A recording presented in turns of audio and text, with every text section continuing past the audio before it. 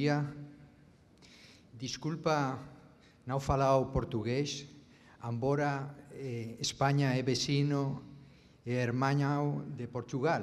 É um problema crônico de Espanha que não han resolvido. Tem um problema crônico da Espanha que não foi resolvido nem pelo Ronaldinho nem por ninguém. Para mim é um privilégio estar aqui hoje por razões, uma delas é pessoais, o fato de poder visitar uma das 7 maravilhas do mundo e depois a terra de Tom Jobim. A segunda é de poder participar num seminário onde, além de estar aprendendo muito, eu estou também conhecendo mais profundamente uma experiência que eu acho que é única no mundo. Há alguns dias eu falava com um colega na instituição de saúde pública e ele falava que ele tinha dúvidas se um sistema nacional de saúde vai ser possível nos países grandes do mundo, se isso não era somente para os países de pequeno ou tamanho médio. E eu acho que a reforma do Sistema Único de Saúde do Brasil é uma mostra de que sim, é possível e que é uma questão de prioridade política. A Espanha tem um tamanho que é a 4ª parte do Brasil. E, além disso, com uma população que é a 4ª parte, e o tamanho é como 20 vezes menor. Eu tenho pouco que acrescentar aqui numa reforma tão importante de um país como é o Brasil, mas eu queria compartilhar com vocês uma experiência que já leva 30 anos de reforma em atenção primária, e a ideia fundamental é que custa muito, que requer muito esforço criar um sistema nacional de saúde e é muito fácil destruí-lo, isso sim. Então, a ideia da minha apresentação vai em torno a esses 4 eixos. Vou falar um pouco da crise, porque é inevitável. Vou falar de quais foram as características fundamentais da reforma na Espanha, de qual é o desempenho da atenção primária e, finalmente, dos desafios que eu encontro no meu país para a atenção primária e, provavelmente, alguns vão ser compartilhados no resto do mundo. A Espanha é conhecida agora por 2 coisas. A primeira é que não são nem os touros, nem a paella. A primeira é que somos uma potência mundial no futebol. Mas isso é somente do ano 2008 até o ano 2008 na Espanha. Cada vez que começava o campeonato mundial, todas as crianças botavam a camiseta canarinha, porque a Espanha nunca tinha possibilidade de ganhar o mundial e todos iam votando, torcendo pelo Brasil. Mas as coisas estão mudando, isso é uma boa notícia. E a má notícia é que a Espanha está a ponto de produzir a saída do trem da economia mundial. Eu não sei se isso está relacionado com outro, mas Lehman Brothers quebrou. E agora, quando ela ganhou o 2º ano consecutivo, o euro está a ponto de cair. Então, existe uma relação que tem como se solucionar, porque a Espanha foi eliminada dos Jogos Olímpicos e, nesse momento, os mercados deixaram de pressionar a Espanha. Mas eu não vou entrar nesse tema. Falando um pouco mais a sério, a situação pela que passa agora a Espanha tem uma causa. E essa causa, evidentemente, é uma crise europeia, é essencialmente financeira, e existem elementos que são substanciais à própria característica da Espanha. É curioso que a Espanha sempre optou para evoluir desde um sistema bismarckiano, como ontem comentava o Jacques, para um sistema nacional de saúde de clara influência britânica, mas os ingleses não nos olhavam da mesma forma que nós queríamos ser. Isso é um trabalho do Michael Moran, que é um professor da Universidade de Manchester, que já tem algum tempo, do ano 2000, onde classificava os sistemas sanitários nas 3 características, que são o Sistema Nacional de Saúde, o Sistema Bismarckiano e os sistemas baseados no mercado. Incluía uma 4ª categoria, que era Sistema de Comando e Controle Nacional de Saúde, e seguros, porque era uma coisa que você tinha que confiar, onde nós estávamos, onde se chamavam os PIGs, Espanha, Portugal, Grécia e Itália. E a razão de serem sistemas inseguros tinha pouco a ver com nós, era o fato de que os 4 países tiveram que fazer o sistema de integração na comunidade europeia, depois dos outros, e as restrições econômicas, então, eram muito maiores na hora de construir um sistema nacional de saúde. E o segundo lugar que determinou a situação da Espanha é o alto grau de clientelismo político e de corrupções. Isso é um elemento importante no momento de explicar o que aconteceu com a gente. Dizem que a primeira vítima das guerras é a verdade e a primeira vítima das crises econômicas são as prestações sociais. O professor Martin McKee publicaram um artigo que levava o título do Assalto ao Universalismo, que é um dos lemas do Congresso, e dizia que tinha 4 características que facilitavam isso. Primeiro, estabelecer e identificar um grupo de população que seja suspeito de que são pouco trabalhadores, que são preguiçosos, de que os ricos não participassem em nenhum sistema com eles, depois reduzir o poder dos grêmios e, finalmente, fazê-lo de forma que ninguém tomasse conhecimento. Isso, de certa forma, está acontecendo agora na Espanha. Provou-se, devido à crise, um decreto real que modifica os elementos fundamentais. Um deles é que deixamos de atender pelo fato de ser um cidadão, de recebê-lo num território, como também comentava o Richard Armstrong no primeiro dia, e começamos a atender aqueles que tenham seguros, que tenham planos de saúde. E depois, aqueles que sejam estrangeiros, que não era como até agora, que o fato de estarem recenseados, eles tinham direito a ter assistência pelo fato de estarem no território, mas que a partir de agora eles têm que ter uma licença de trabalho, um seguro, um plano próprio. Isso foi até o ponto de que a medicina de família chamou, de certa forma, os profissionais que têm um dever ético com os cidadãos, independentemente de que eles sejam legais ou não. E o sistema sanitário espanhol não é o responsável de que a Espanha esteja tão mal do ponto de vista econômico. Eu vou colocar alguns indicadores que acho que são importantes. A Espanha gasta aproximadamente 6% do produto interno bruto em gasto público em saúde, está bem abaixo da média da União Europeia e bem abaixo do próprio crescimento do PIB espanhol. A mortalidade prematura é evitável pelo desempenho do sistema sanitário num trabalho da OECD, bastante recente. A Espanha era um dos países que tinha melhores resultados nesse sentido. E num relatório que acaba de ser publicado também da OECD, com relação à brecha de desigualdades, a Espanha é um dos poucos países da União Europeia que foi reduzindo essa brecha. E essa redução se deve a que os ricos não ganharam tanto como nos outros países, mas, fundamentalmente, o papel de redistribuição dos recursos que tem o sistema como o nosso. Como está a população com relação ao nosso sistema? Bem, está bem satisfeita.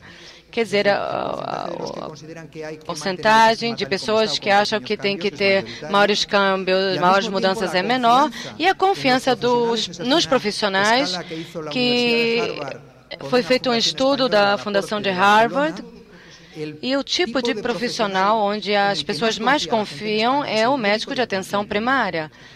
O médico do hospital também está no mesmo lugar, mas são os dois onde a população mais confia.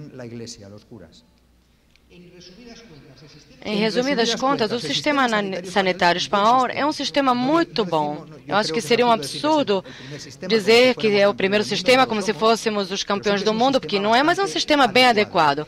E que características teve a reforma de atenção primária na Espanha? Bem, em primeiro lugar, a Espanha desenvolveu um processo de descentralização, apesar de ter uma pequena comparação com o Brasil. Temos 17 comunidades autônomas, pouco coordenadas entre si e que são tênues, ou seja, não dão nenhuma informação do que elas fazem, não são transparentes. Eu vou dar uma informação do que está à disposição, mais das reformas que tiveram na Espanha. Está bem dizer que somos muito bons, mas nós aprendemos mais com os erros do que com os acertos. E, nesse sentido, Eu acho que um elemento fundamental da descentralização na Espanha é que não houve suficiente informação para compartilhar. Ao mesmo tempo, a reforma foi bem homogênea.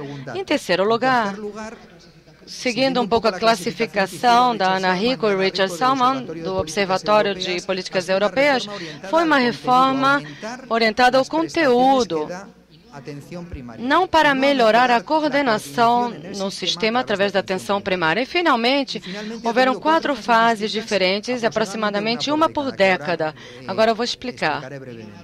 Em amarelo ou em bege está todo o Sistema Nacional de Saúde, tem o mesmo modelo de atenção primária baseado em equipes de atenção primária públicas. Somente existem 2 comunidades autônomas com especialidades específicas, que é a Catalunha, que tem cooperativas de profissionais, e, em segundo lugar, Valência, que é a primeira que começou a desenvolver modelos de colaboração públicos privados. Durante os anos 80, na primeira das fases da evolução na Espanha, da atenção primária, a reforma teve uma clara influência de alma ata, que se perdeu nos anos 90. E acho que isso é importante destacar.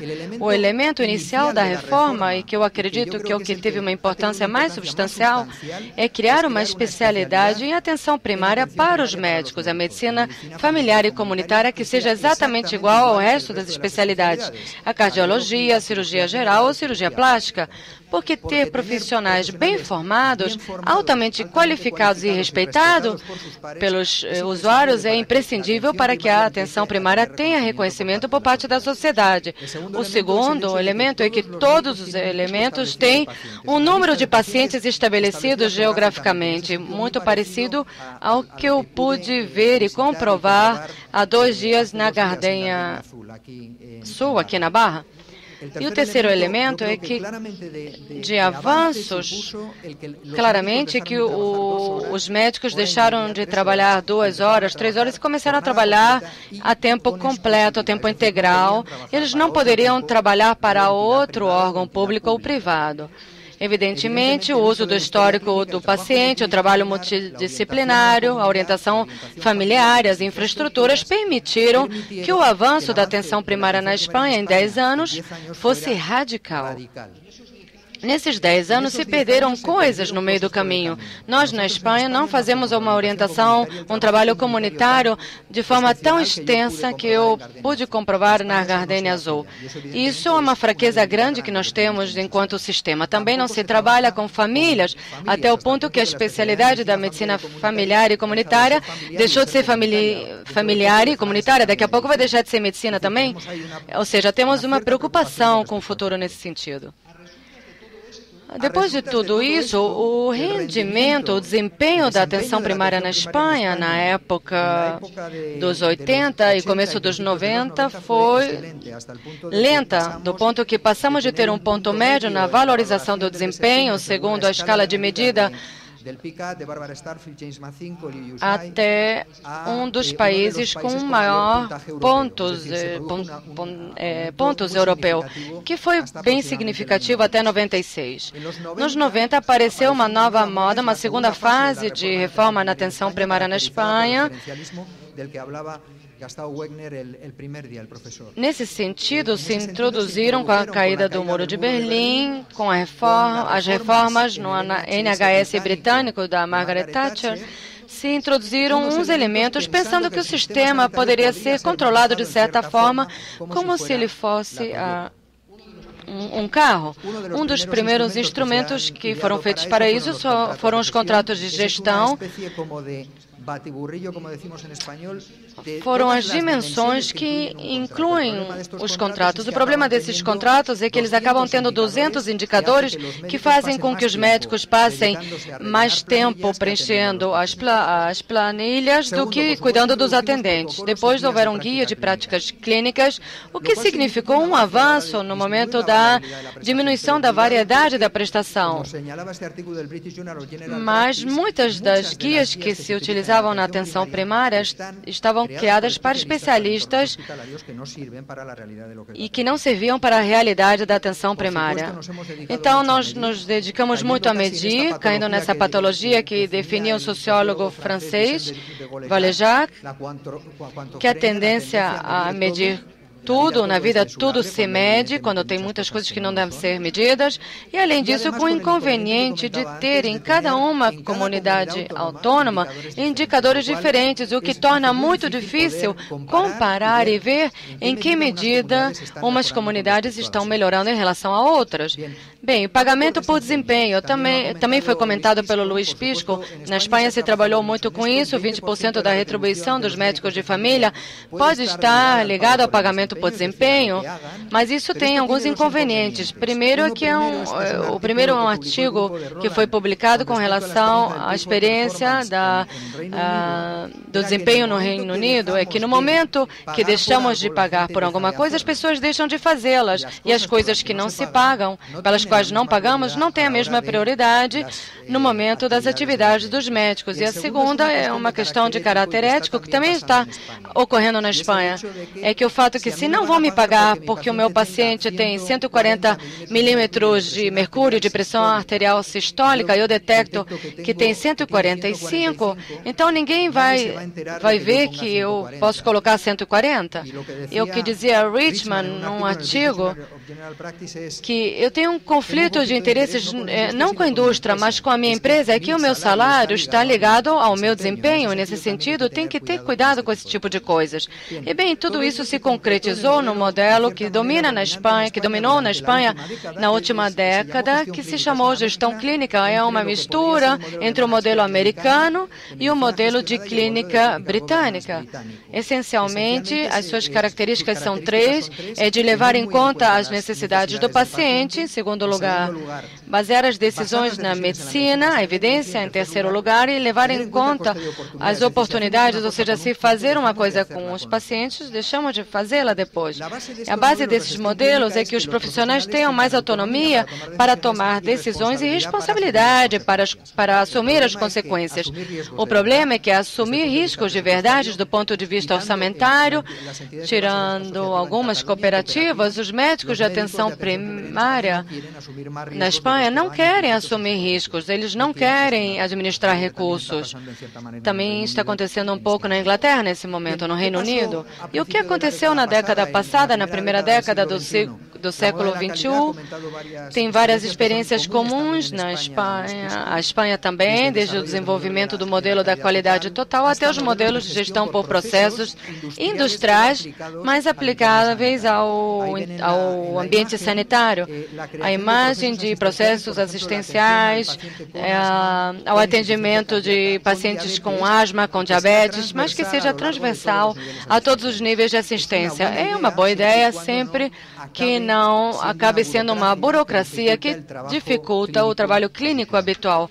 Se desenvolveram em todas as comunidades autônomas experiências de credenciamentos variados com os modelos internacionais, de acreditação internacional, aliás.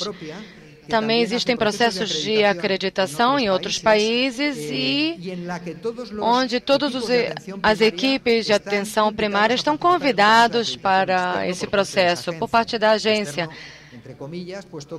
porque ele faz parte do mesmo Conselho de Saúde. Tem 3 níveis, um nível básico e níveis de excelência, também tem 5 níveis.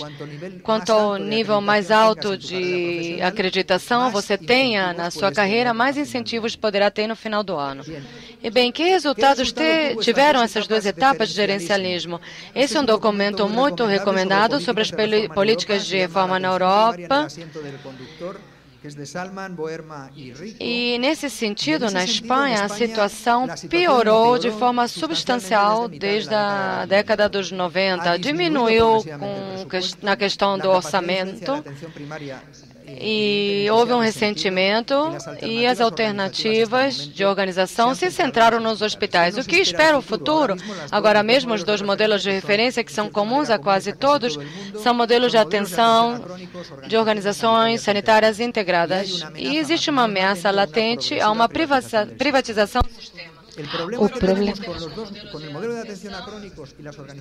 desde o ponto de vista da atenção primária, é um magnífico instrumento, sempre e quando esteja pilotado a partir da atenção primária. Porque senão pode acontecer como essa fotografia, parece que o passarinho que está querendo comer o gorila. O gorila é o hospital e o passarinho é a atenção primária. O volume de recursos que maneja o hospital e a influência que tem esse hospital é tão enorme que uma organização integrada do hospital acaba por sumir, desaparecer essa atenção primária. Igual passa aqui com esse modelo. Temos também modelos de atenção em Valência, Madrid, Catalunha, Países Bascos, Andaluzia. Também temos uma experiência muito interessante que é de um piloto de atenção primária. Isso que vem aqui é o mapa de Sevilha, setorializada, e cada setor tem um médico generalista de referência para os médicos de atenção primária. E nesse sentido, não podemos esquecer nos modelos para atendimento a doentes crônicos, que tem uma mobilidade, que também tem pacientes, com mais de 1 milhão de pacientes na Andaluzia, com índices de morbilidade muito altos. E nossa saudosa professora disse que uma medicina orientada hacia a doença, seja através de guias de prática, é altamente inequitativo e não pode abordar com suficientes intervenções necessárias quando os pacientes têm diferentes problemas. A atenção primária atende a doentes. E nesse sentido, os modelos também, os doentes crônicos também podem ser interessantes, mas deve partir do momento porque eles não são rótulos, eles são doentes. E também as organizações integradas na Espanha também temos as comunidades autônomas, embora a maioria delas não tenha um piloto com atenção do primário. E, nesse sentido, em 2007, a HR, que em Stanford também colocou as provas disponíveis, não sustenta nenhum modelo de coordenação, e também esses decisores também recomendam que os políticos, antes de fazer um investimento do modelo, também tenha uma unidade piloto para poder obter os resultados. E para concluir, também temos que ver o desempenho na atenção. A porta de entrada continua sendo a atenção primária, mas tem fraquezas. Muitos pacientes vão para emergências para passar a lista de emergência. E a atenção primária, o médico de família não atende a toda a população. As crianças ficam com os pediatras, as mulheres grávidas que ficam com os ginecologistas, com os ginecólogos, e também, como não é incentivada as pessoas para irem até o atendimento primário, então essas pessoas ficam em falta. E, nesse sentido, o avanço é muito devagar, vinculado ao reconhecimento mútuo entre o especialista e o hospital e o médico da família. Mas todos os processos integrais, os modelos de atendimento para pacientes crônicos, isso significou um avanço relativo.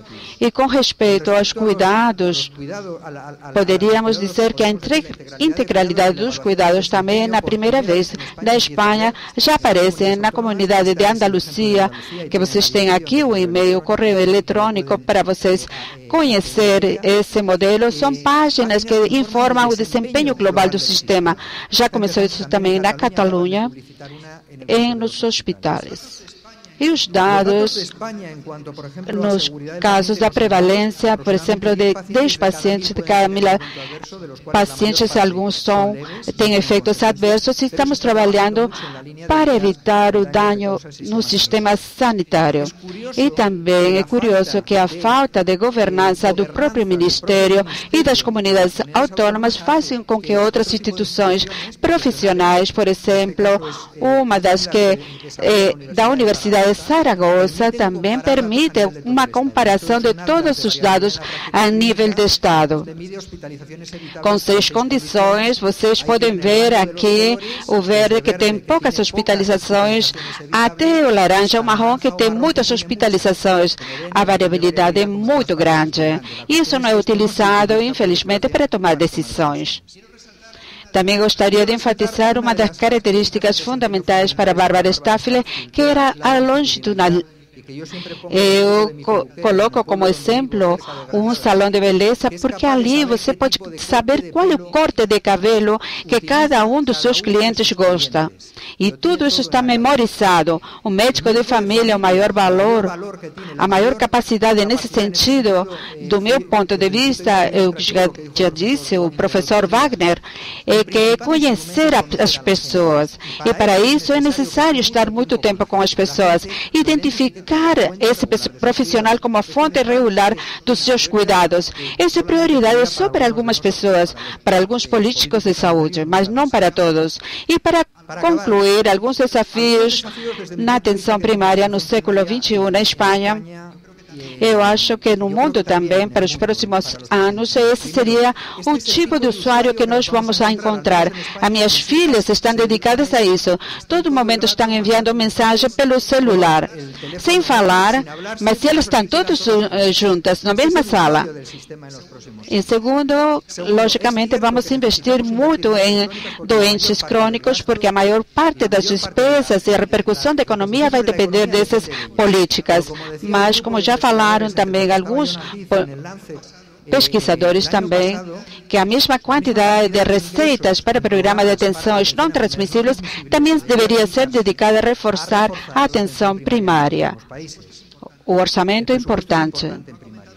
E já foi comentado com Luiz Pisco, as possibilidades de economia é muito grande. Isso aqui é um relatório da saúde americana.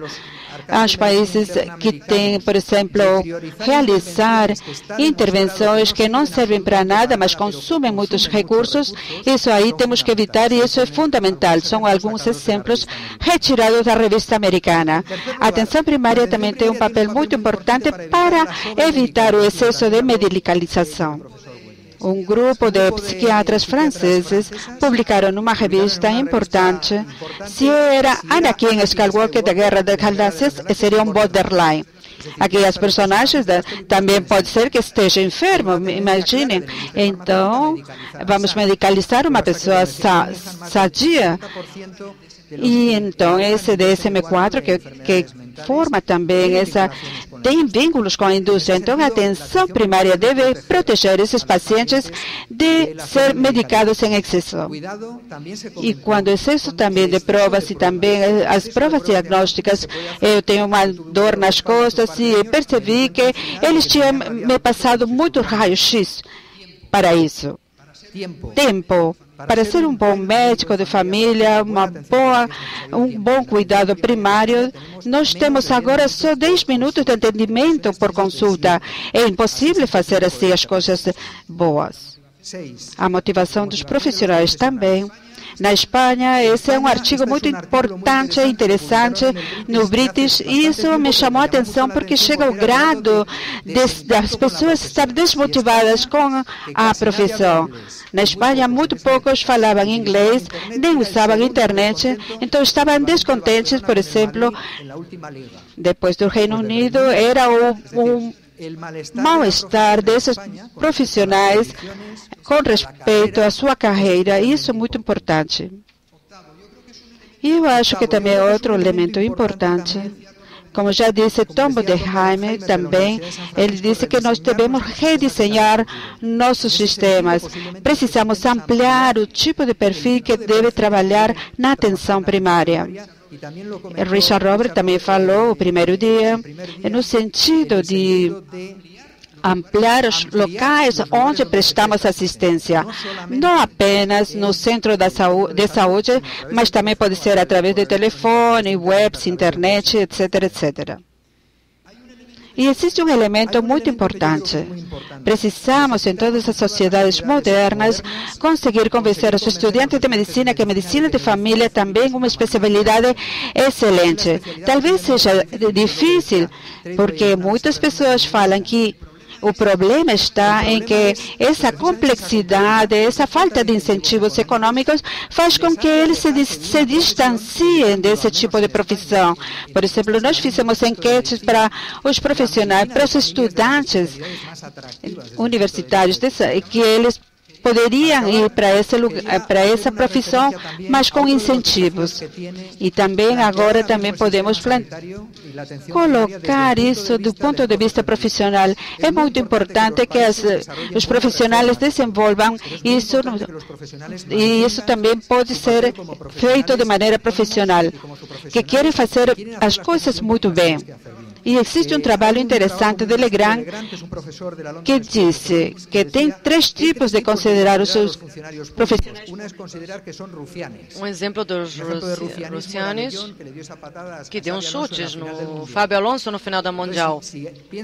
Então, dizem que todos os médicos e enfermeiras estão enganando. Então, tem que ter sistemas de proteção da cidadania em relação a esse tipo de comportamento. Tem outro modelo. Pensar que eles também, outro modelo é pensar que eles fazem somente o que eles mandam. E outro modelo, que seria razoável, que está nessa figura do Atticus Finch,